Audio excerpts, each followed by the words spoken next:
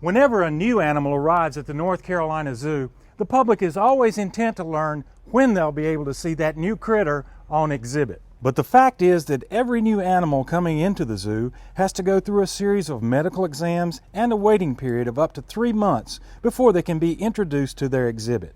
Zoo Chief Veterinarian Dr. Mike Loomis tells us about the zoo's animal quarantine program and why it's so important. The zoo quarantines every animal that comes into the collection, and the primary reason for that is to make sure that we don't introduce disease into the collection. We get animals from lots of different sources, mostly other zoos, but sometimes from the wild, and while the animal's in quarantine, we test the animals to make sure that they don't have any disease that we could potentially transmit to the animals that we already have in our collection. In addition to screening them for diseases, they get used to the diets that they'll have here at the zoo. A lot of times we try to introduce the animals to the keepers that are going to be taking care of the animals. While we have the animal in quarantine, we usually let it settle into a routine, and then we anesthetize the animal and we do a very complete medical workup on it. We try to make sure that they're really healthy animals when they leave quarantine. Occasionally the curators or keepers will request a shortening of the quarantine period, and if we can accommodate that by making sure that the animal is not carrying any infectious diseases that we worry about transmitting to the resident collection, then we try to accommodate those. While no one is more excited than zoo staff about putting a new animal on exhibit,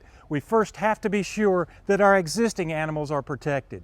If you'd like to learn more about our animal collections, check out our website at nczoo.org. Reporting for the Zoo Files, I'm Rod Hackney, connecting your life to wildlife.